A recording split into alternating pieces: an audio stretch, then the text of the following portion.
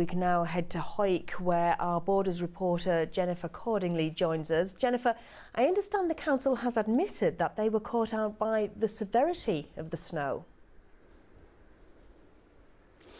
Yes, indeed they were. I spoke to Scottish Borders Council today and they told me that last night discussions were had about whether to close schools and they decided against it.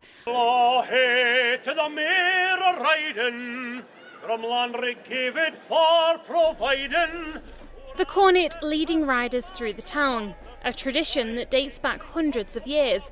But for this year's Hawick Common Riding, it is tradition that has been put in the spotlight. The town's Common Riding Committee confirmed legally women could take part in all parts of the riding, including traditionally all male events. Elaine presented her creation to Ruth Davidson. Look what we've got. Do you know, it is absolutely beautiful. And First Minister Nicola Sturgeon. Oh, wonderful. Thank you very much. I love the colours. It's bad right up and down the river almost from Berwick right up to Peebles. On a good fishing day, you'd normally expect to see 6 or 7 anglers out across this stretch of water, but today there's just 1 or 2. And the ground I'm walking on should actually be under 2 feet of water. Now you might think that's not unusual. Summer months means it's harder to fish, but with an average spring catch of 2,000 fish, this year's estimates are expected to be just a third of that number.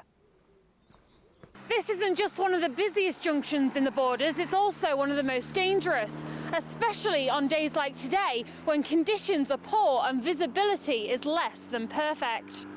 The people that are coming into the Lake District, if we don't take care of what we have and what brings people in, we're going to spoil it for many people. This is just part of a larger 15-year plan for the World Heritage Site. In a statement, the Lake District National Park Authority said it is critical for the plan to be forward-thinking. And Jennifer joins us from Galashiels now. Jennifer, the red warning has been lifted. Have you seen any improvement in the conditions with that? We've not really seen any improvement in conditions. In fact, we've seen fairly heavy snowfall on and off throughout today. But we are getting some results very early on, and we're grateful to all the help of the local community and the volunteers who are helping us work that bit faster and get a few more results. The castle was built during the 13th and 14th centuries by James I to house troops. It was then rebuilt time and time again after sieges from the Scottish and English armies. By the 15th century, it was a royal castle, with owners like James IV and visitors like Mary Queen of Scots and Queen Victoria. Diamond and Granite here will be earning their keep this weekend as they compete in the 2-dog scooter at the British Championships. Susan, how do you actually start plugging?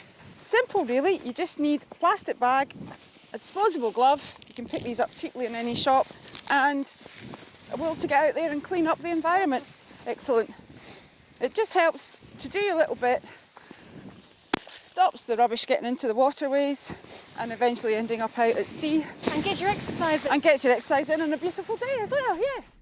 The students have been working for more than a year building up to this trip, and they're about to come face to face with their first glimpse of Farn's wildlife.